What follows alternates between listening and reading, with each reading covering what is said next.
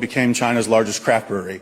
I have dealt with private equity, I've dealt with cooling systems, I've dealt with wastewater management, and I've dealt with IT. We are in a speculative bubble right now.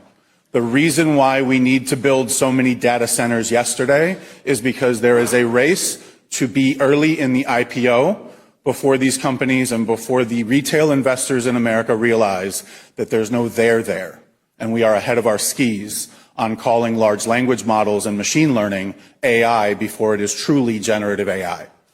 And so when we look at how private equity firms are backing property developers to build data centers to then sell to Meta, Alphabet, Anthropic, OpenAI, xAI, what we're doing is we're selling our children's birthright and we're giving away the bathwater, the baby with the bathwater, instead of demanding guarantees that these companies will even be here in 10 years. I was in Shalersville. I'm in Perry twice a week. I see the anxiety in the communities. And when we see the narratives from the investment companies, it's always the same. Whether they're building 16 data centers or 6, there's always 200 jobs. Why?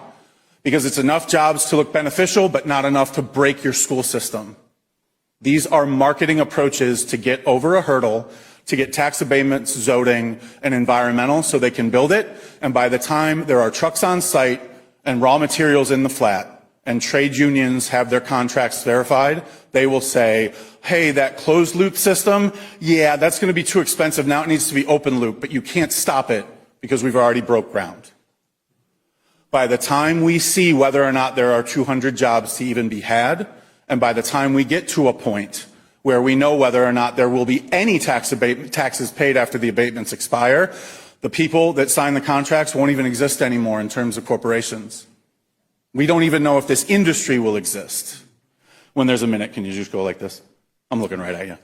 And so what we need to do is figure out a way to do a registered capital bond that is required statewide, that's a collaborative between the state, the county, and whatever municipality is hosting these, where if you're going to tell us there are 200 jobs, what are those salaries total times 10 for 10 years?